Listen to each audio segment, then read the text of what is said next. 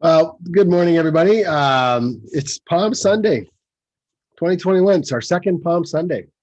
This is the second go around. I guess the first holiday of our second go around of this nonsense. And I was thinking this week, when this whole thing started last year, we were thinking of it as the new normal and how we wanted to kind of, I don't know, I think psychologically, I shouldn't say we, but me, I psychologically want to kind of slide into a routine of it for it to become normal. And I think when something is normalized or normal, we're in a routine, our brains can cope with it a bit better. And there's, I kind of got into a rhythm of it that was disrupted and disjointed quite often by circumstance. Restrictions would come and go, and there was this ebb and there's this flow.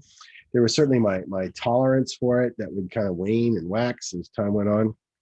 And I think this whole thing, defies normalization. I don't think you can normalize what we're going through. Yeah, I guess you can get into a routine or a rut, and we've been in a few of those. But I've decided, at least today, and this could change in an hour and a half when I think about it more. But at this moment, I don't want this. I don't want to normalize this. This isn't normal. It shouldn't be normal. This is something that is not meant to. We're not meant to function like this as individuals. The more I read about history and the evolution of humanity as a species, the more I read in our scriptures about how we are created, because I do believe that evolution and creation are things that are not at loggerheads with each other. It's not one or the other. It's just ways of explaining things. They both say that human beings are evolved or created to be in community with each other. That's it.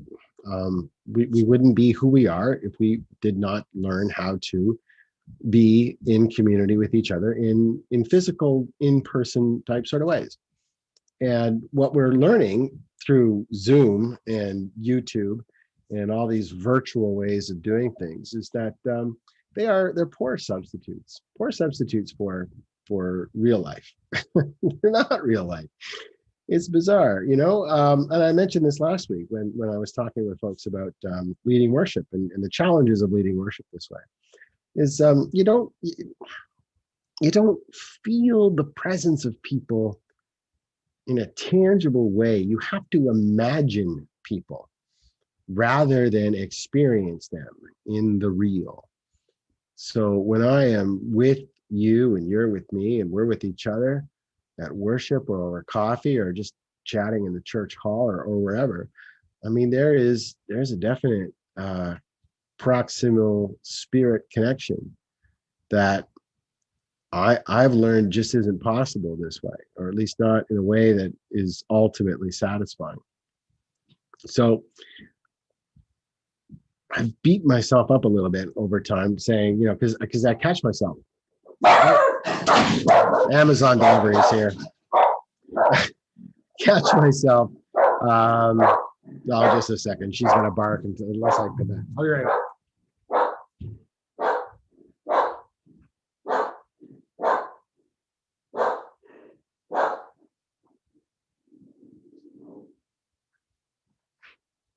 Thank you.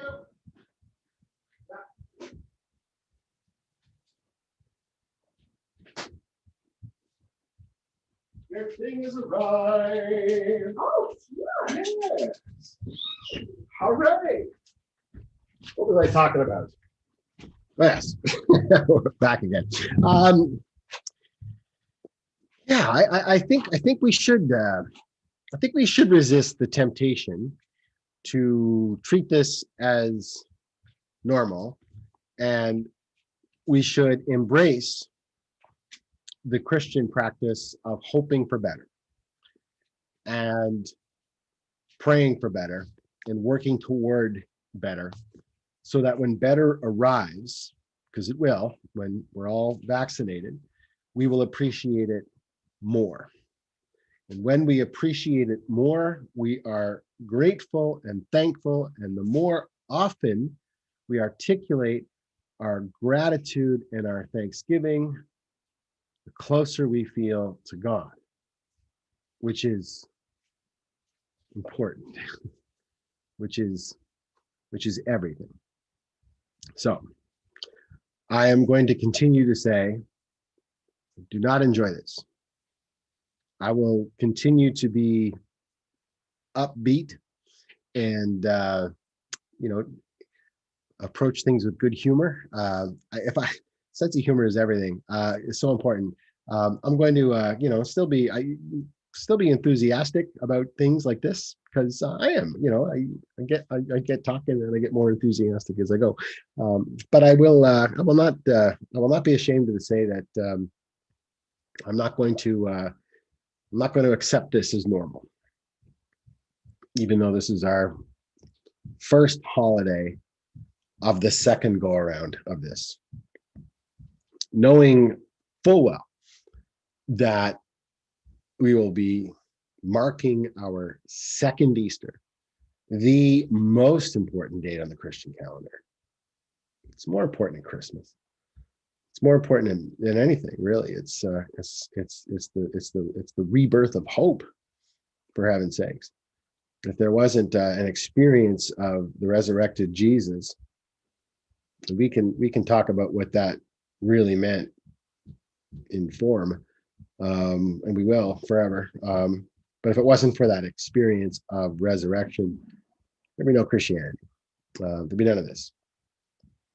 So that's it. I mean, that's the most important thing. That is the operative manifestation of hope in the Christian witness, is the resurrection of Jesus.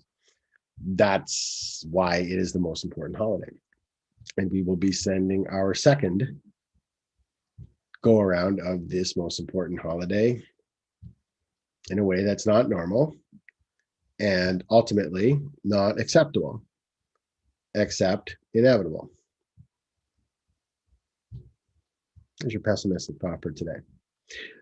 Worship today. I was very happy to have Paula Klee be our reader.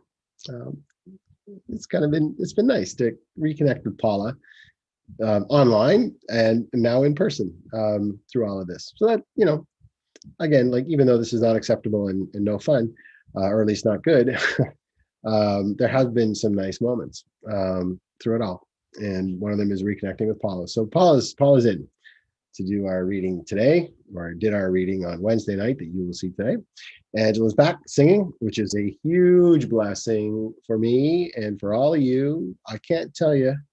I mean, I like singing, but it was just like, it was just one more thing to have to be the soloist and the choir on top of everything else. And I mean, it just came a point where I had to let it go.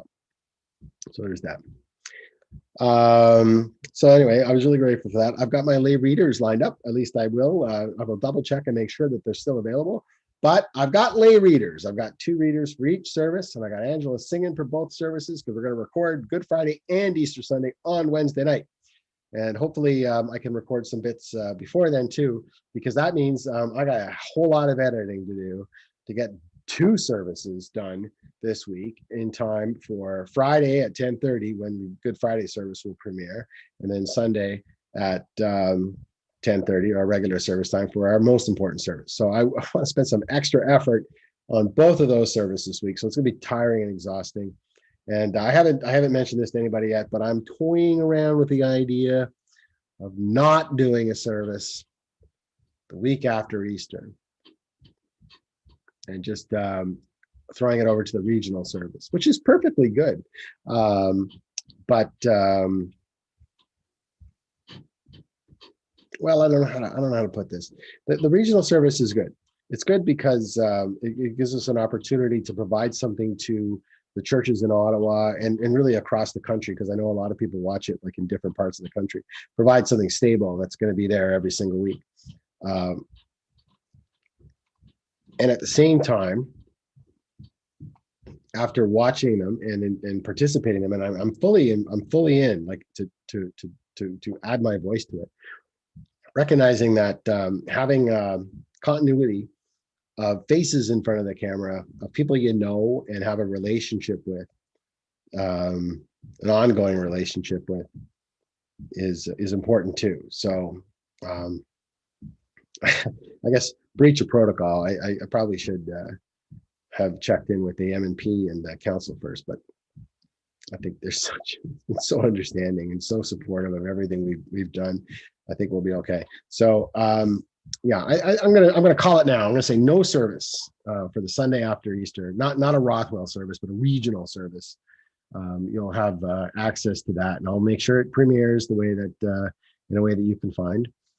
Just because this week is going to be really busy getting these two services together and calling folks, and just sort of it's going to be like twice on. So yeah, I think I'll do that because and it's funny because I just maybe it's the weather this morning, but I'm tired. I woke up and I had like this fuzzy kind of feeling in my head.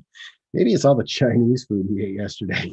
Maybe it's nothing more than just salt and dehydration. But anyway, yeah, I think I need a week to kind of just recharge my batteries a little bit, creativity wise. And you'll understand that. People have been wonderful. I can't tell you how wonderful that you are. It makes me miss you even more and appreciate you more. So there you go. You don't accept this as being normal because when we do come back, you will appreciate what you really need and want more. And when you do that, you feel closer to God because you are doing an ongoing discipline of Thanksgiving. There you go. That's the lesson for today. Palm Sunday, though. If you didn't pick up your palms, that's okay, because we didn't really have a lot of notice on that. You've got palms, so you can wave your palms. Wave these palms. Oh, look at that. When you wave them, you can see my background disappear. That's weird. All right, 10:30. I'm going to disappear. I'm going to throw it over to the service. So click on the Palm Sunday thing. So stop this, get out of this, and go to the YouTube channel. We've got over 100 subscribers, so our YouTube channel actually has a name now. Can't remember what it is, but our name is in the YouTube channel. It's not just a bunch of characters. So that was kind of neat. Go over there. I'm going to put my headphones on, and I'm going to watch the service for probably the 5th or 6th time. And I guarantee you, I will notice more mistakes because I'm watching it with y'all. It's funny how the mind works. Peace, everyone.